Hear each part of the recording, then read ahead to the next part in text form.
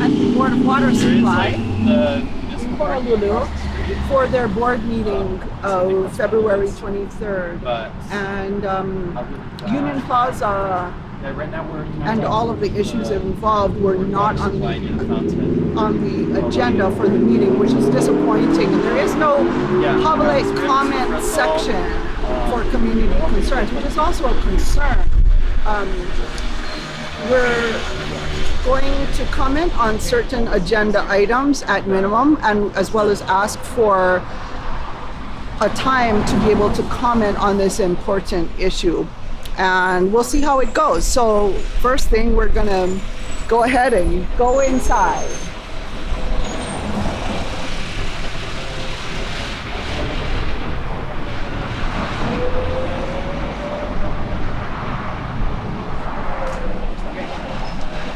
I think it's around back if you want to get it. Oh, it's not. It's not Oh, the other side. Okay, we'll go on in that. We'll see when we cut out from the live. See you. Okay.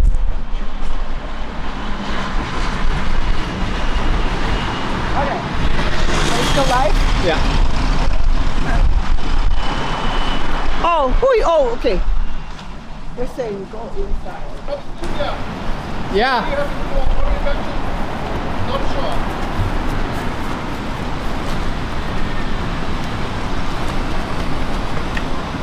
Aloha! Hello. Come inside. Come inside. You have to sign in, and then okay, this is sign in. You have to see if I take you guys upstairs. Okay, mahalo, mahalo. I just signed it. Is that the one? Is that the one? Yeah, presenting anything. So Laulani, this is Keone. That's Keone. Have you signed in? Yeah. Okay, I did sign it.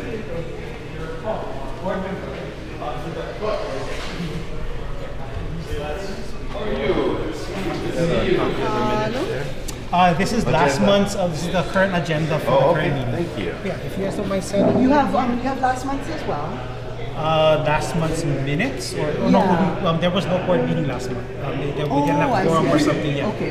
Well, I mean the last board meeting. Oh, I do not have that on me, but I can put a request and ask if they can send me them, provide you, ask our secretary. That would be to print great. Okay. the most recent minutes. Okay. Oh, that's another one. And if the cameraman can sign in too when you have a chance, that'd be great. I'm just sending messages up here. You want me to write your stuff in? Yeah, please.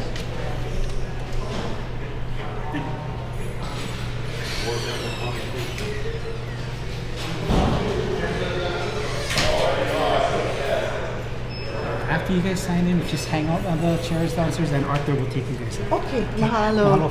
Okay. So you signed in. Yep. Signed in, so we're going upstairs. What's that? About 5 minutes or so. Okay. So we're waiting. This is what we're fighting for.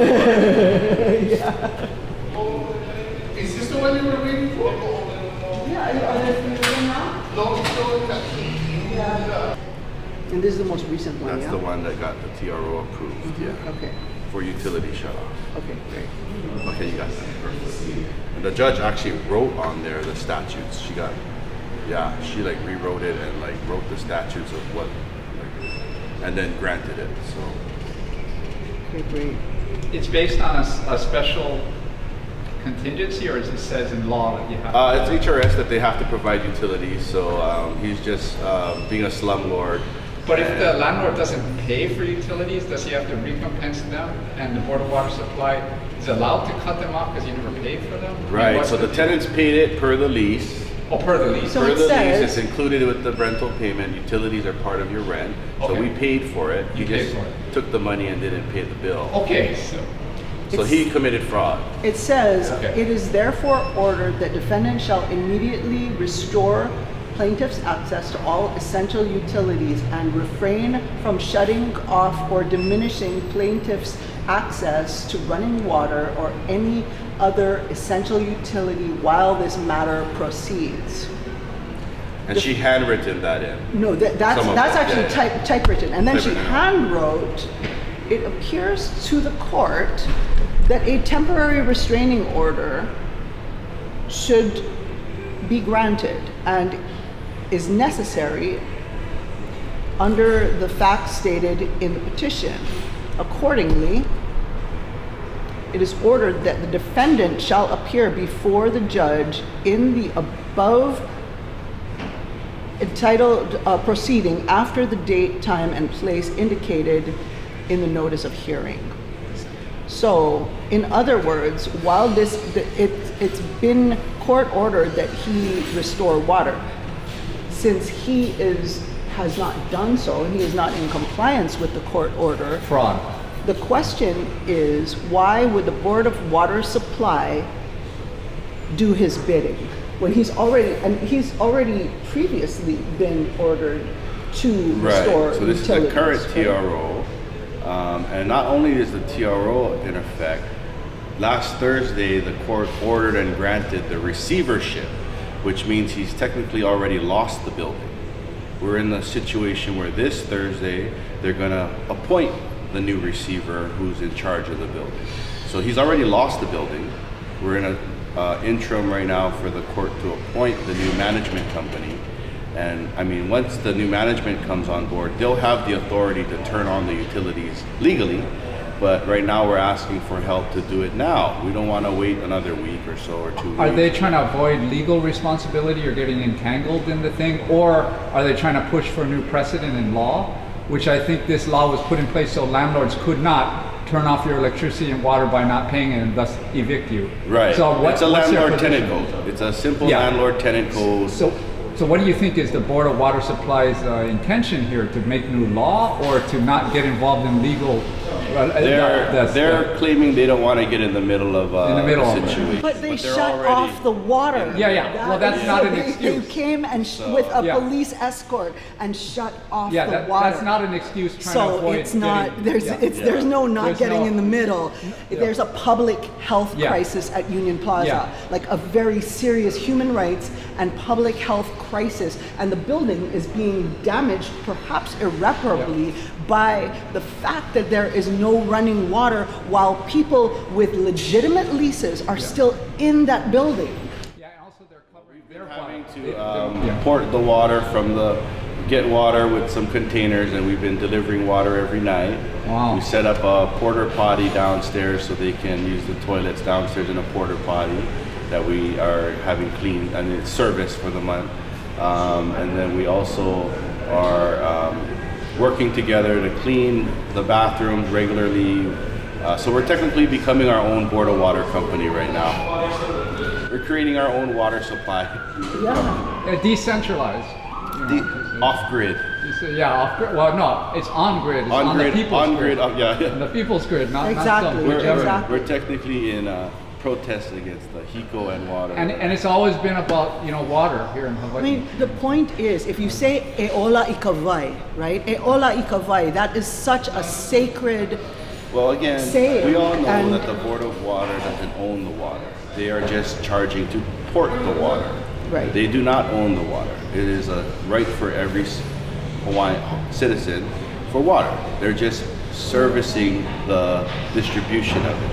And that's what we're saying. If you can work with us, we have legal leases. We won our court cases showing that we're legal tenants. He lost, and you guys are working with him to shut it off even though he lost his court case. So it's just a weird situation, and we're just trying to work with everyone involved to figure out how to avoid these from happening again, or what policies and procedures we can create from this situation so it won't happen again. And if you bring this to light, it gets them to say, "Oh, we were trying to cover our butt. Now we're in more trouble. Now we got to let them have the water." I mean, it's a bigger issue by you guys just, I think the water bill wasn't too much. So I mean, for such a big issue for like $3,000 a month for the whole building, I mean, it's really ridiculous. Again, it's a move. I mean, it's for a monopoly this big to be hurting pretty much we're in this building helping the people that the government won't help. We're helping the homeless. We're helping those without enough money to pay a deposit and first month's rent. Some people with bad credit since the pandemic. A lot of people that are good, hardworking workforce people. These are people working at the Daily Burger, working at the Longs, working at the Safeway, working at the bank. These are all workforce housing people that we're helping, that's in the community, servicing our community. And they're not being able to purchase due to the inflation of cost, due to DPP, who won't even grant our building residential status. So all of this is just compounding through mismanagement of the government. And this is also, I would say we're in maybe third generation since the overthrow. And these are just displaced Hawaiians that are, you know, trying to get on our feet. We were thrown into the homestead. Our parents didn't know better, but we do. And we're fighting for our rights. That's really what it is.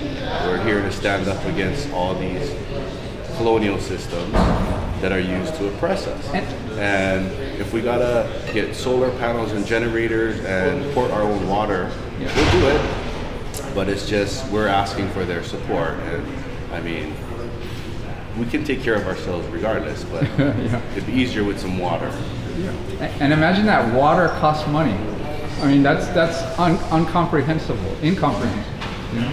Well, I don't think the issue was water. We offered to transfer the water bill into my company name because I'm a legal tenant. So we offered to transfer it and we would pay the monthly bill. And they denied us. They said that we don't have the owner's approval. Of course, because he lost in court, and they're not authorizing the activation to transfer. So we offered to transfer it and pay it, and they're not even allowing that. So that's where we're kind of confused because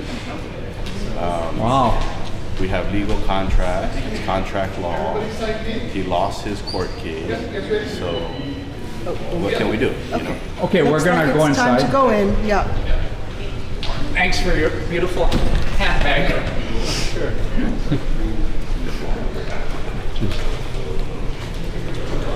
Can you help it?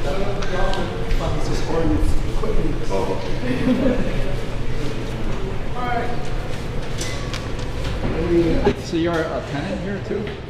I own Doho Suites, so we manage 4th floor and the 9th floor, half of the 9th floor. So all this is pretty, hardball. I mean, you rarely, other people experience this, of course, and they don't get the same PR and publicity, but how common is this I kind of didn't reaction? think that this would be such a big issue. I'm just trying to run a legit business to help house people, house tourists, house the locals, and house homeless. You know? And for some reason, everyone's supporting this slumlord owner. The government supporting this slumlord owner versus the rights of the people and the tenants and the contracts that he signed. And they're not holding him liable to the contracts he signed. Amazing. The landlords and the people occupying the land, you know, the U.S. government, that really, it really shows how deep that is, you know, with this one thing. Okay. Go ahead. You got it? Yeah. Okay. Sorry, we're such a cumbersome group. Okay, into the left. Okay, this way. Go ahead, Laulani. Oh, okay, sorry.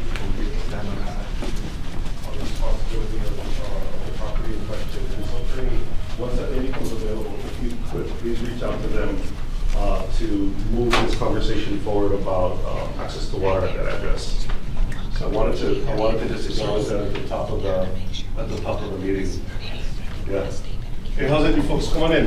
Mahalo. Aloha. How's it? Good. Good to see you. Okay, aloha everyone. Welcome to today's February 23rd, 2026 regular meeting of the Honolulu Board of Water Supply. This is also our first meeting of the year. My name is Nahalelu Anthony, and before beginning today's meeting, I'd like to state that our board is dedicated to providing safe, dependable, and affordable water now and into the future. says that I have a written testimony for action item number 3. And there is a remote testimony for action item number 3 as well that came in. I don't see any in-person testimony today. I'm also, if this is with respect to Union Plaza, so it's not on the agenda, and so I'm gonna ask that anybody who's here to testify with respect to Union Plaza, we have to have it on the agenda for the sunshine requirement, and we can't just take this up immediately. And then, as I said at the onset of the meeting, we are tracking this in the news. This is a developing story, and it sounds like the judge has asked to add somebody for new regular management of the building. And as soon as that person is named, Manager Lau is going to reach out to them to take up this issue. We've also had ongoing requests to have a meeting with the Board of Water Supply on behalf of the Tenants Union and the tenants themselves, Okay. and that has not been followed I'm up. happy to take that up at the end of the meeting. Can we Yeah. supply I'm happy testimony to- as we signed up to? I'm sorry, if it's not on the agenda, I can't allow testimony on it's a violation of the sunshine law. So, Yeah. can we get a reiteration of what the sunshine law is, just so we know? Absolutely. Jeff?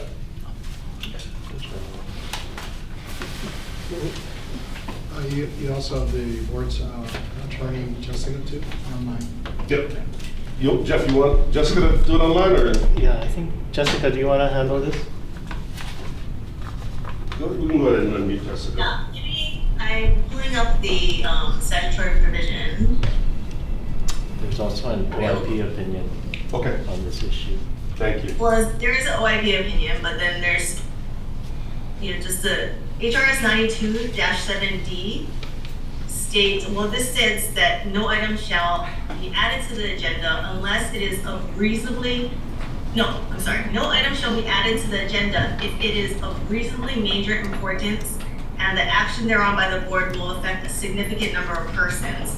Because this issue is of reasonably major importance and will affect a significant number of persons, it cannot be added to the agenda. With respect to the issue of whether or not testimony can be taken on a non-agenda item, it's generally not a good idea because the board will not be able to ask questions and they will not be able to discuss any testimony that you might give. So it is in the best interest to defer the issue to a future time until it is on the agenda, because otherwise the board can't discuss it, they can't ask questions. There's no colloquy that can occur. It's a developing situation, and we've made requests to the board to add it to the agenda in the past, so, I mean, we're here at Laulani. I just wanted to say that I believe that my understanding of the Sunshine Law is that while it's certainly not possible to add an action item to the agenda, for a non-action item where there's simply public comment on something that relates, for example, it could have been said that it's related to the minutes or to the financial report or to a number of other things because of the peripheral ways in which it does connect. So I think that it might actually be against the Sunshine Law to completely exclude the testimony of the public, because honestly, there should be a regular public comment section for community concerns, but since there is not, it makes sense for the public to at least have the opportunity to comment on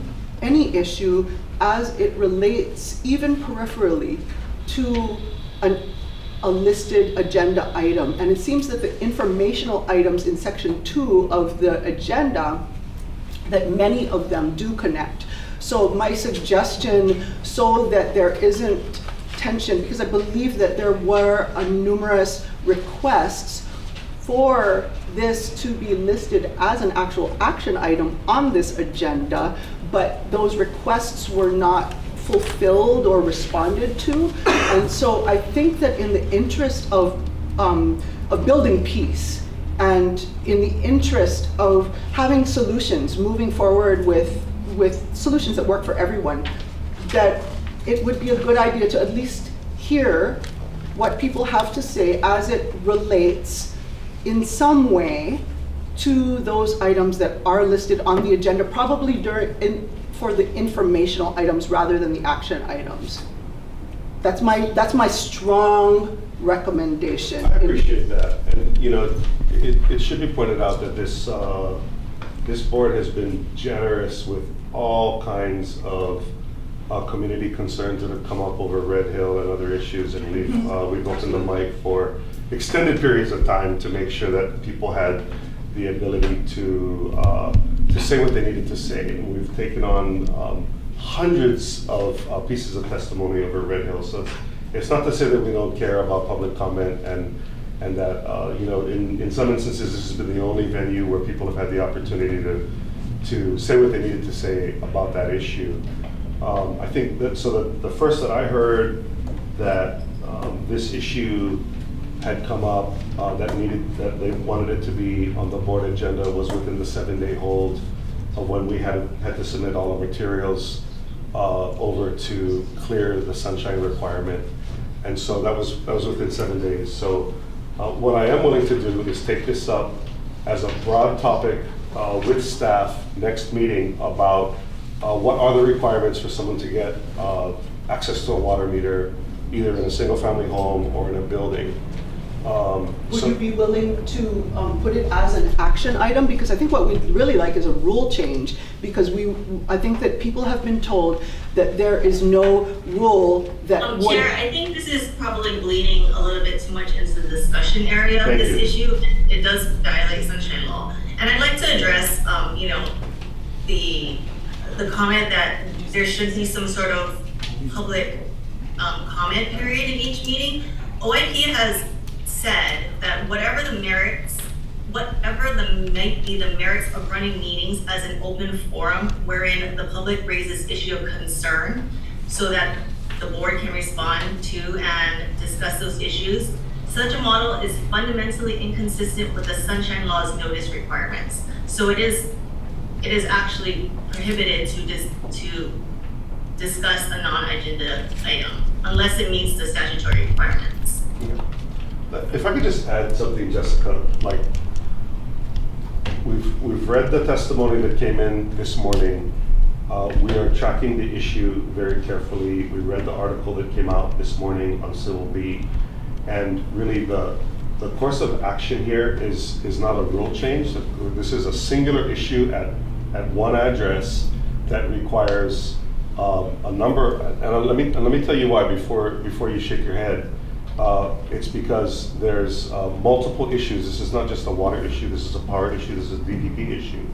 And so as management changes at this address, we are more than willing, in fact, we have asked Manager Lau to take the step to not wait for the new manager to contact us, rather for manager to reach out so that we can make sure that we try to rectify this issue as quickly as possible.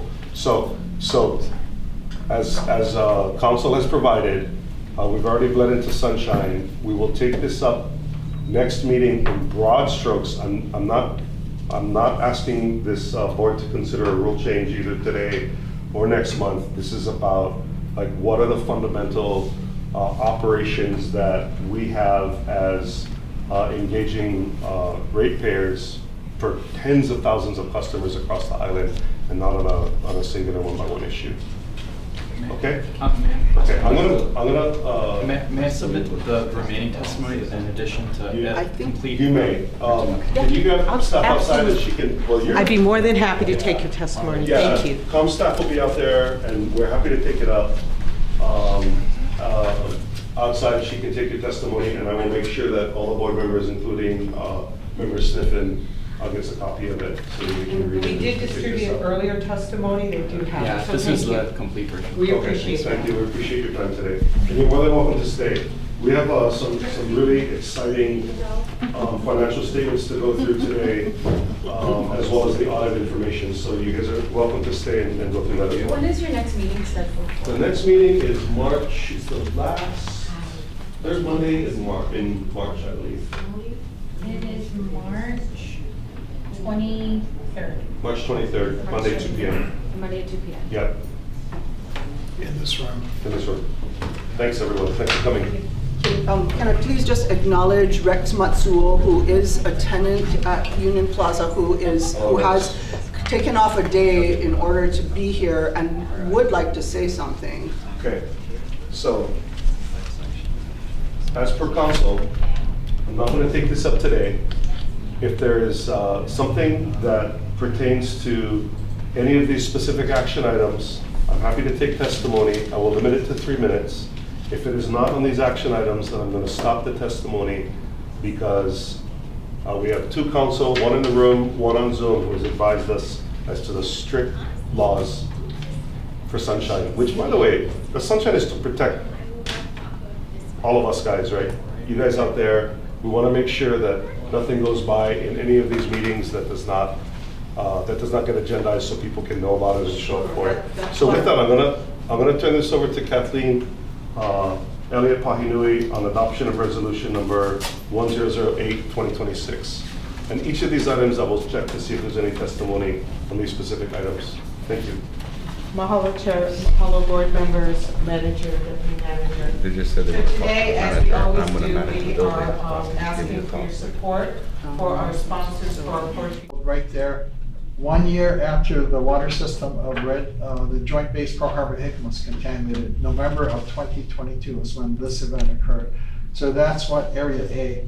Area B is closer to where Red Hill Shaft is located, and also something called the oil waste disposal site, where the waste material and products used at Red Hill was disposed of in a unlined hole in the ground in the past. And that area is kind of heavily contaminated. Next slide, please. So this is summary of the PFAS results. They are doing 4 quarters of PFAS sampling and in this case, it's for shallow groundwater. They're finding shallow groundwater that's above the deeper groundwater, which is part of the aquifer that we pump from. They're finding, so they're investigating shallow groundwater. You can see the range of what they're finding in terms of different types of PFAS. And also on the right, you have something called PSLs. Those are project screening levels in parts per trillion. So what they're identifying, like for PFH-XA, from non-detect in quarter number 4 up to 1,800 parts per trillion. And the project screening level is 990 parts per trillion. But more importantly, something that I can relate to, because EPA passed a couple of years ago drinking water regulations that regulate certain PFAS chemicals. That's if you hit that limit, if you exceed that limit, you're not allowed to serve it to your customers. PFOA and PFOS, and that's at 4 parts per trillion. For fourth quarter, the levels in the shallow groundwater was from non-detect to 58 parts per trillion for PFOA, and PFOS non-detect to 610 parts per trillion, so well above the 4 parts per trillion.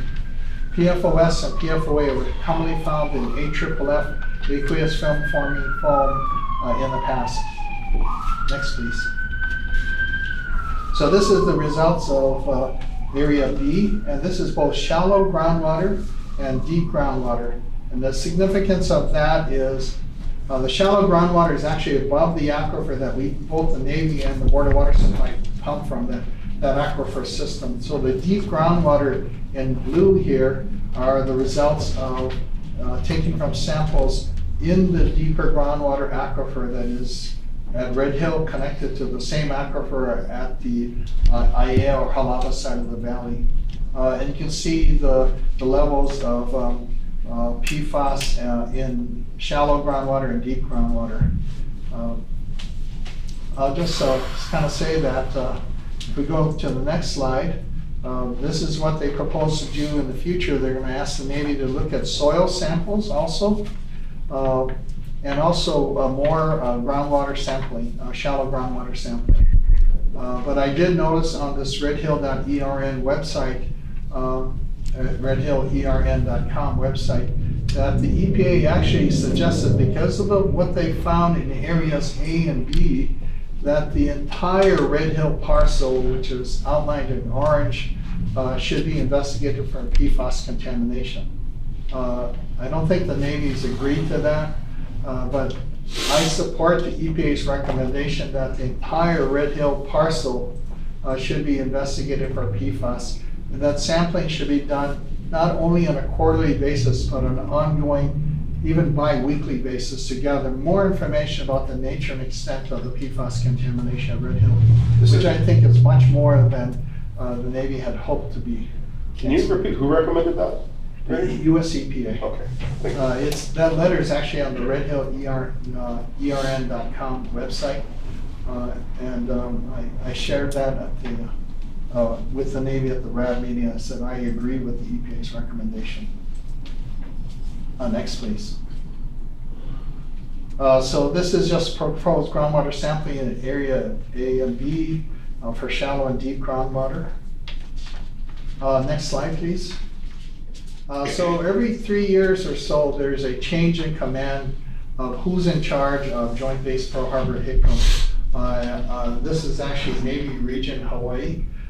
So Rear Admiral Brad Collins has taken over, is now the commander of the head of Navy Region Hawaii. He used to be, what was his name? Is Stephen Martin? Yeah, Steve Martin. He was a really nice guy. But Steve has moved on to another position on the East Coast. And then also the deputy commander, which used to be Mark Williams, Rear Admiral Mark Williams, is now replaced by Rear Admiral Lester Ortiz. I've never had a chance to meet with them yet. I hope someday that we'll be able to cross paths and be able to talk. One thing I want to point out with the CRI, the Community Representation Initiative, which is the way the EPA and the Navy agreed to in 2023 to engage with the community. The Navy has, and with the approval of the EPA, will no longer attend CRI meetings. They basically, the only people coming to the meetings will be the EPA and the community members, but the Navy will no longer be required to attend the CRI meetings. And I'll just say that really disturbed me. The Navy created these problems. They should be at the table, and they should engage with the community the organization, keep the community members informed. Next slide, please. This is updates from the Navy Closure Task Force Red Hill, who's responsible to clean up the tanks of any residual fuel or sludge in the bottoms of the tanks, clean it out completely, and also clean and remove about 10 miles of pipes that run from the tanks, which are about 3 miles inland from Pearl Harbor, all the way to Pearl Harbor. Those 3 large pipelines, they're going to cut them out and remove them. But as they do that, they have to be very careful because there could be residual fuel still sitting in the pipeline, and we don't want them to spill any more into the environment. So this is the report of where they're at. Next, please. We're also tracking some legislation in the state legislature. They just hit first lateral House Bill 1987 related and Senate Bill, the companion 2093 relating to the Fuel Tank Advisory Committee. The FTAC, or Fuel Tank Advisory Committee, was created by our state legislature many years ago. It requires the Navy to attend, and it also has the EPA attending. The department, it's run by the Department of Health, it's coordinated by the Department of Health. And this is maybe one of the few opportunities for the community now to engage with directly with the Navy and ask some questions or provide testimony directly to the Navy, and for the Navy to provide updates directly to the community. And this is only occurring twice a year right now. So these bills advocate for a change to make it a minimum of 4 meetings a year. And I think in light of what's happened with the Navy withdrawing from engaging with the CRI at their regular meetings, that the FTAC going to 4 quarterly meetings helps to kind of offset that change in direction coming from the Navy and the EPA. House Bill 1926 and Senate Bill 2475 related to providing funding to the Red Hill VI, the Water Alliance Initiative that was created and attached to the Department of Land and Natural Resources. So we really support that. And SB 2046 is another bill that we're tracking. Next please. So upcoming events, Red Hill Community CRI meeting, there's one this week on the 26th. There's a Red Hill subject matter expert meeting on remediation, which is not open to the public, but that'll be on March 10th. And I've strongly suggested that those meetings be open to the public also. April 9th will be the FTAC meeting. Remember, right now it's 1 or 2 meetings a year, but I would like that to go to 4 meetings a year. And the Restoration or RAB meeting advisory board on May 13th. And that's it. Thank you so much. Any questions? Members, any questions? Can you back to slide number 5, the area A PFAS, please? Ernie, just walk me through this here. So the PFOA and the PFOS that we've been tracking for some time here, the column on the right, the green column on the right, is basically the limit. Yeah, the P levels they find are below that. I don't think they have to do anything. It doesn't mean that the contamination's gone away. It's just below this project screening level that the EPA sets at. Basically, if it's less than that, you're okay. Right. And so for quarters 1 and 2, this is time ranges from September to September. Quarters 1 and 2 was the gray is because it's below the screening limit. Right. Is that right? Right. And then so the last 2 quarters, the most recent quarters, some of these readings have pegged above the screening limit. And that's why they colored green. Yeah. Okay. And just for reference, right, the orange triangle is that upper portion of Red Hill, probably around where the tanks are. Yeah, basically, yeah, that is correct. The orange outline is the outline of the parcel of land that the Red Hill facility sits on. All right, and that's like what? That's how many thousand feet is that from Halava Shaft? I would say a little less than a mile, about 5,000 feet Okay. to the northwest is our Halava Shaft. And we're seeing low-level PFAS. Yeah, we're seeing we're seeing PFOS pretty consistently now in Halava Shaft. And this is Halava Shaft, the pumps aren't even running. We're just taking a sample from where people used to go underground, go through the tunnel, and then be able to see the top of the aquifer, the water table. We're taking a dip sample right out of that pool, and we're finding PFAS in it now. Okay, and then next slide, just for reference here. And so this is that other lower portion, and it looks like we've been seeing pretty consistent PFAS, PFOS and PFOA across the last year. Yeah. Above the screening limit. And both in shallow groundwater, which is above the actual aquifer that both the Navy and Board of Water Supply utilize. But they're also finding it in the deep groundwater. So if it's above, every time it rains heavy, and we had some big rains this weekend, that rain can cause more of the contaminants to migrate from the shallow part of the ground there to the deeper part, get into the groundwater aquifer. I don't know if you were with me. We were doing a tour of Red Hill like a week after this spill, the one on the slide before, up in Area A. And they were already cementing in the part where it spilled before they had the test results back, because they were worried about rain and they wanted to cover the top of that spill area before they had any more rain come down. Yeah. So I think the rain thing is a pretty important piece of the puzzle. It rains pretty hard over there Yeah. in that ridge, and they have perpetual problems with water seepage, basically rainwater seeping down into the tunnel system there. Okay. Is a PSL different from an EAH? Or EAL? The Department of Health uses environmental action limits. So this is The EPA uses PSLs. Okay. The values might be different. Sometimes the EALs from the Department of Health might be a little lower than the PSLs. So if these findings are reported to the Department of Health, for example, and it's presumably above the EAL, for like an industrial lot, Department of Health will likely say either excavate it out or cap the property rate. What do they say here? I think in this case, in this situation, they're saying also do soil samples. So this area B used to be part of a Superfund site, that oily waste disposal facility where they used to just dump their stuff out in the environment.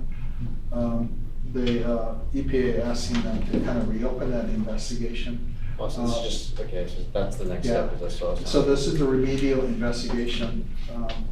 There's no actions determined. At some point, they're gonna determine, and EPA will approve the final actions. This is under the CERCLA.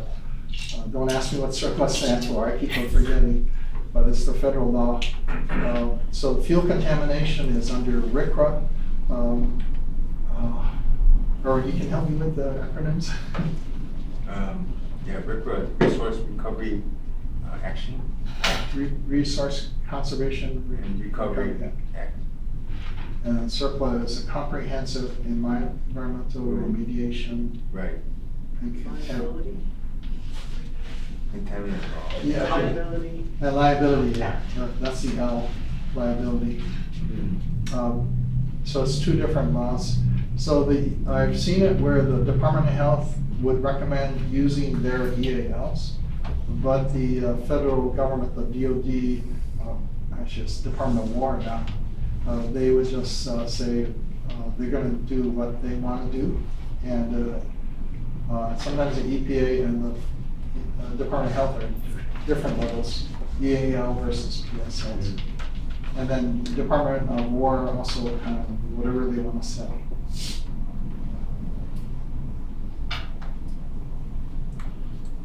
Maybe just to add to the conversation, I mean, this is why the monitoring well network that we've been talking about for years now is so important, is just to be able to track these, better track these constituents as they move through the water system, so that we have a little bit of fair warning before they get to the well sites, because these are just monitoring wells, right, but the actual pump sites.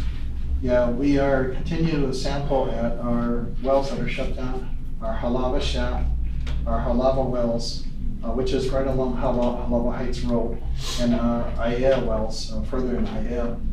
Halava shaft and Halava wells, we consistently detect PFAS contamination, or I think it's a PFOS. Then we're also detecting PFOS further west at our Kaunilu wells, closer to where Aiea High School, not far from Aiea High School. And that's where we've installed already a temporary water treatment system to treat for PFAS. And the levels there at around 4 parts per trillion. We're right at the MCL for drinking water for PFOS. So we are looking at a permanent to be constructed there eventually. The Navy is also installing water treatment systems at Red Hill Shaft. They have a proposal that they've gotten funding, and their estimated cost is, and that's treating for petroleum, jet fuel, and also PFAS. And their estimated cost, I think I've heard numbers ranging from $400 million to $505 million. And then they've also installed a temporary water treatment system at their Aiea Halava shaft, which is not far from the old Aiea laundry site and the St. Elizabeth's Church area. And they weren't clear on the cost of that temporary water treatment system. But that one is treating for PFAS, and we were told also petroleum too. Thank you. Any other questions? I think we have a comment from the. Comment? Why don't you come up to the podium?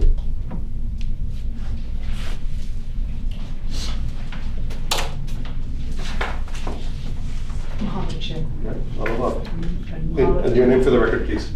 My name is Laulani Teal. I'm from Ho'opaipono Peace Project, and actually on this item I'd like to comment as the convener of Hui Vaiola, which is a consortium of sacred water users. And first of all, I'd like to very much thank this board for your long-time advocacy on the issue of kapukaki and the contamination that has happened in that very sacred site and in that general area, and of the water that leads to all of the sacred springs and other water sources that we rely on as sacred water users. I'm also a La'au a long time La'au medicine person. We do herbal medicines, but also we use waters in healing, and I want to emphasize the importance of that, because contamination of those waters is extremely important, as water is life. And I want to request that this board continue to advocate specifically on the Navy's continued participation in the CRI, because it is very, very important. On a side note, I was also at one time, 30 years ago, I was the driver of the Halawa shaft, and and worked for the Board of Water Supply at that time under the Information Office, and was very familiar and able to see that area that Manager Lau has spoken about, where you can actually see that very sacred water. And to know that that contamination is there is very, it's deeply hurtful to all of our people. As Eolai Kawai, it's the water is absolutely life. I do want to, in that advocacy, I want to request that this board consider adding a public comment section to your board meetings as a regular thing, as is common for most boards and commissions in the state of Hawaii. And that would allow us to be able to respond to situations such as this very quickly evolving Red Hill contamination and other situations that may arise where the public would need to comment on a situation that may not be on the agenda at that time. So I thank you for your time, for your consideration, and ola ikapai. Hi, and thank you for your comments and for coming in today. Arthur Ayu, who was probably on that team when you was driving that tractor, is still lurking around the building. Can't and wouldn't get rid of him. He's like such an awesome, part of this BWS Ohana. I mean, you look in the room, as a chair, I get the privilege of signing these retirement letters as a nice woman who shall remain nameless after 30 years of service. We got some people here with more than 300 years of service, or it sounds like it, but I never call him out in person. He's usually wearing a hat if he's off camera. What my point here is that we read this thing in the beginning and it's like it goes right by, right? It's like dedicated to providing safe, dependable, and affordable water now and into the future. When I first came on this board, it was like, the chair reads it and you go on by and you keep doing it. But the charter of meeting safe and dependable water now and into the future, it seems like every board meeting gets harder and harder and harder to do. Mm-hmm. It's harder to do, and you see this PFAS stuff is really challenging and kind of scary. And there's a duality to it. My point here is that there's a duality to it. Like, without you, and mahalo nui for the work that you and the advocacy work that goes on in the community, without that being done, we cannot do what we do. And without us advocating in the rooms that we're advocating in, we can't move the work forward. We've got to work on it together. So I'm really glad that there's a dialogue here to help move this important work together, you know, in a time and space where this work maybe went unrecognized because it was easy to meet the charter. And you know, now after all these decades of this kind of work, the subject matter expertise of people who've been doing this for a long time, largely unnoticed, is really, really critical for us to really understand these really hard, heady, you know, next to impossible to actually figure out problems, but for the really smart and dedicated people in the room. So thank you. If I may just add really quickly, Hui Vaiola was a successful, not plaintiff, intervener in the contested case against the 30-meter telescope for the stormwater drainage permit, which they did not receive because it did contaminate sacred waters. And I just want to mention that because it's sometimes it's very important. You have these situations that are fast moving and things happen and decisions are made and there are announcements from other agencies, and you know, there are all these different things that happen. It's so important to have the means to engage. So when, you know, when I am requesting that this board really, really deeply consider adding that public section onto these meetings so that you will be in compliance. Yeah. If there's something that's, you know, outside of an agendized item, there really might be, as you said, it's harder and harder to secure the assurance of clean water for everybody, of human rights, for the people who are facing very serious human rights abuses, and you know, for all of these situations. So if this board would please consider adding on that public comment section that would bring you into compliance with the Sunshine Law, no matter what anyone comments on, and that may be absolutely necessary for those dialogues on any subject matter that may come up. Yeah, I thank you for that. We'll take that under advisement. And maybe as a last comment, and we have a packed agenda, and I gotta pick up kids at 6. But I will say this, that, you know, like we come into these structures, and Sunshine is meant to be here to protect, especially the public, so that, you know, we and Ernie don't pull a fast one on you guys and, you know, move stuff without you guys knowing. So it's here to protect you folks. But the other thing is, like, after Red Hill, like, Ernie Lau, 7 nights a week out in the community, anyone who asked him to come would come. Even when the board asked him to, like, stop doing it because we thought he was gonna, you know, fall over, he kept doing it. And so it's not to say that we're hiding on the 3rd floor in the boardroom and that we're only accessible in these board structures. Certainly no more than 2 of us will be in any meeting on the board level, but this is important that we have a dialogue going besides the 2 p.m. on the 3rd Monday of the month. And so, you know, I look forward to a productive dialogue. We are watching the challenge that you're speaking of very carefully, and we do want to, you know, keep the information moving in a way that is within the confines of the law, and you know, to make sure that we're meeting charter. Like, if, you know, people want water, we want to make sure that we figure out a way to do it. We also need to charge for it, and we also need to know who the person on the water bill is. So there's just some practical stuff that we got to go figure out. I want to thank you for your time today. You know, thank you guys for your advocacy, and if there's nothing else, then I gotta move on to number 2. Mahalo for protecting the water, and good, let's do it together. Mahalo nui. Oloi ka wai. Mahalo. Aloha. So here we are outside of the Board of Water Supply board meeting, and we are,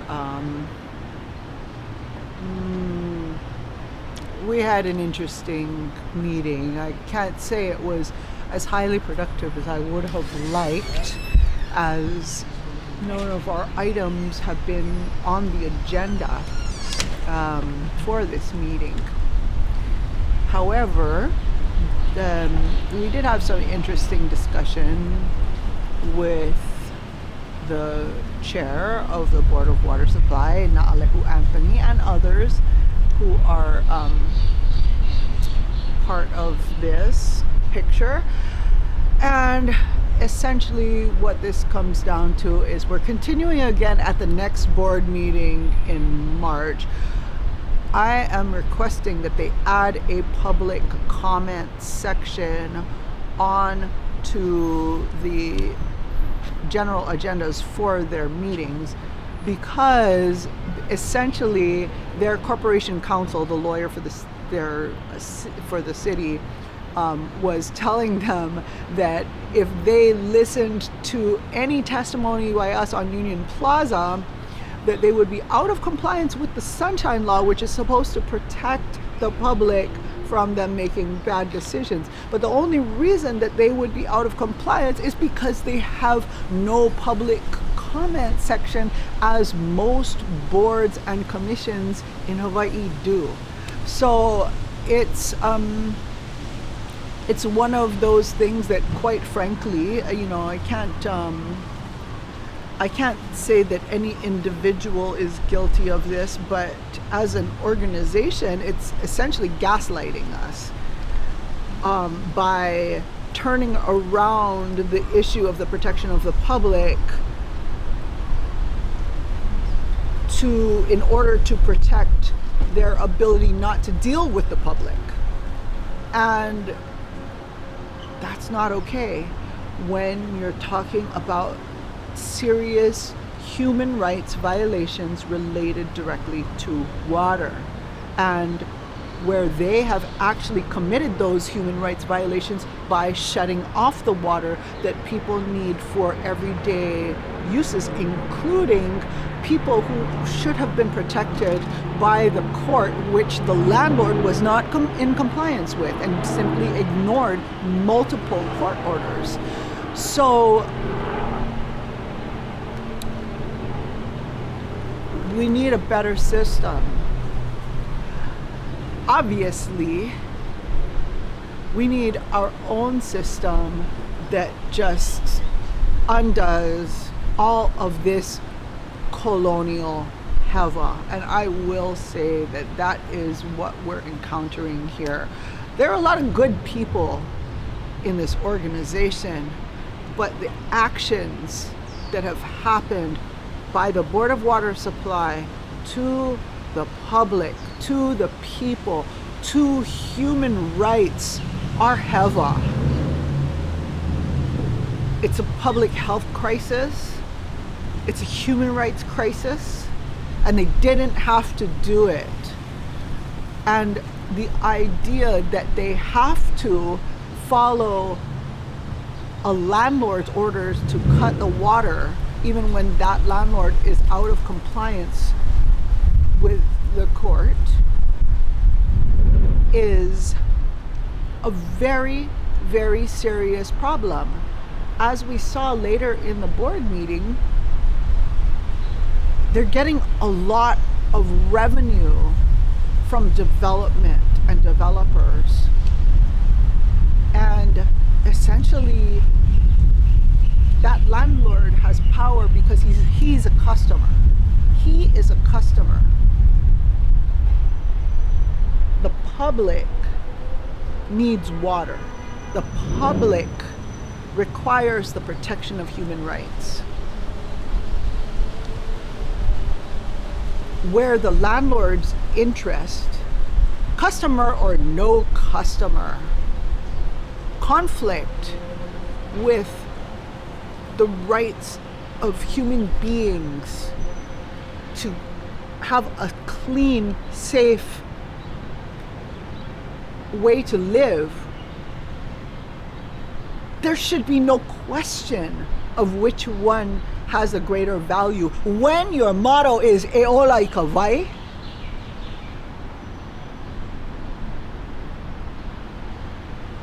this is unacceptable. And